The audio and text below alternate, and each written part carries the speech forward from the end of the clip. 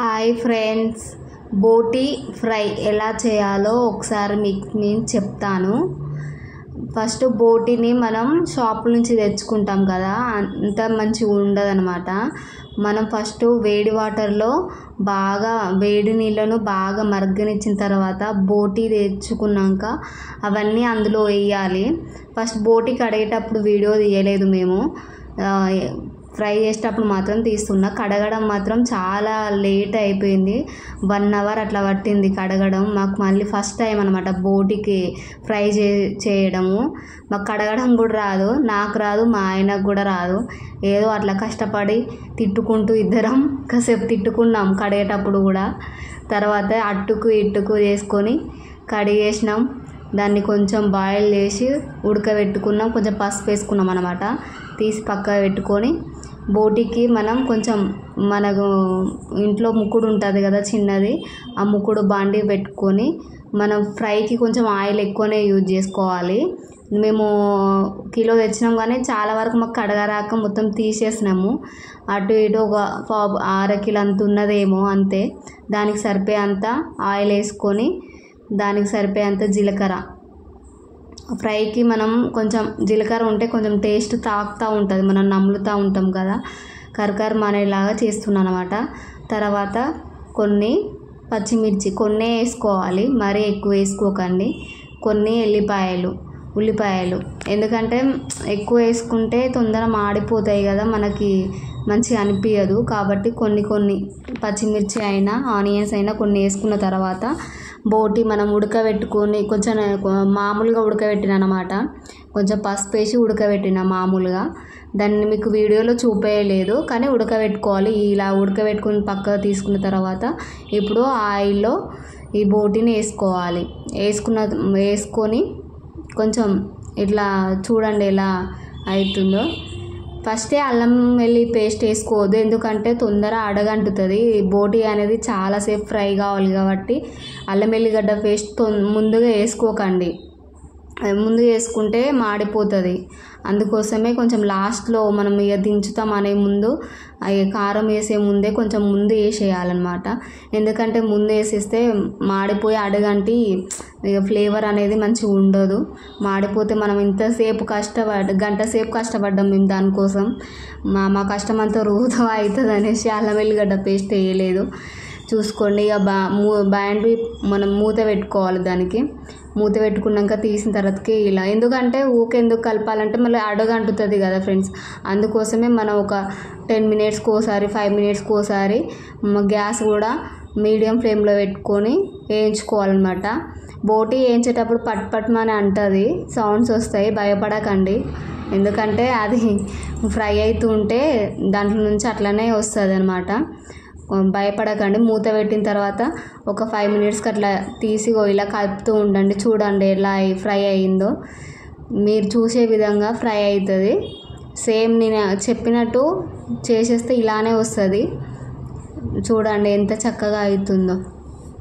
మనకి మాడిపోకుండా ఇలా రావాలంటే ఫస్ట్ అల్లం పేస్ట్ అసలు వేసుకోవద్దు, ఎందుకంటే అల్లం వేసేసినామంటే తొందర అడగంటిపోతుంది. అందుకోసమే అల్లం అనేది కొంచెం లేట్గానే వేసుకోవాలి. చూడండి ఇప్పుడు వేస్తున్నా నేను. ఎంత ఫ్రై అయిన తర్వాతకి అల్లం వెల్లిగడ్డ పేస్ట్ వేస్తున్నానో చూడండి.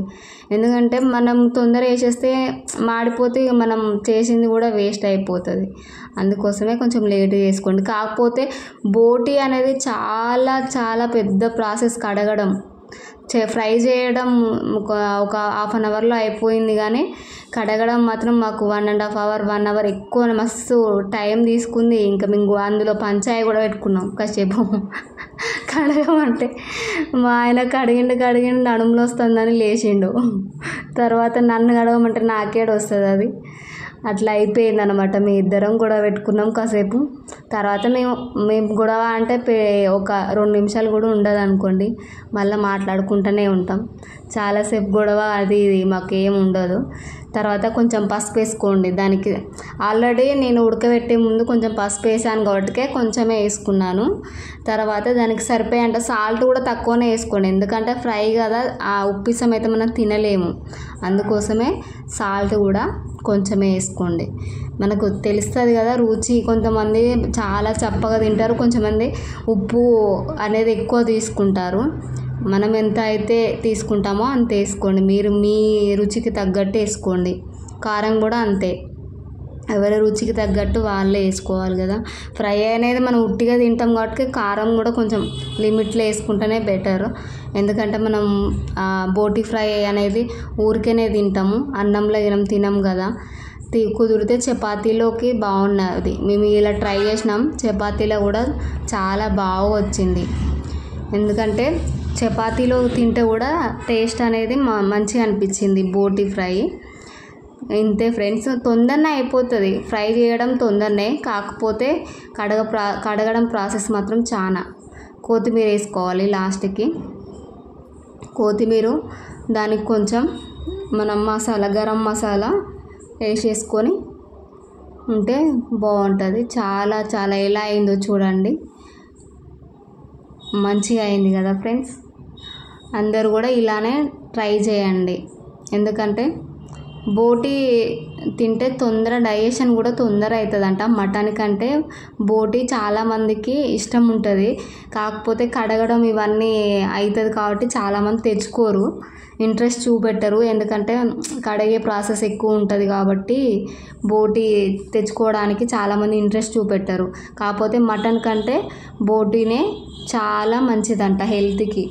మనకి కొంతమందికి డైజెషన్ ప్రాబ్లం ఉంటుంది కదా, బోటి వల్ల డైజెషన్ కూడా తొందరనే అవుతుందంట. అందుకోసమే బోటి చాలామంది ఇష్టంగా తింటారు.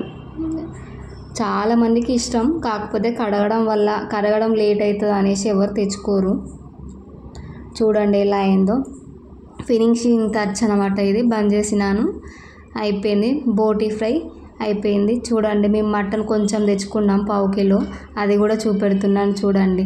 అంటే వంట ప్రాసెస్ చూపెట్టలేదు, కాకపోతే మేము తింటున్నాం, అప్పుడు ఈ వీడియో తీసాను నేను. ఇది మటన్ కర్రీ కొంచెమే, 1/2 కిలో తెచ్చుకున్నాం. మరి బోటితో అన్నం తినలేమనేసి ఇది rice. Thank you for watching my video.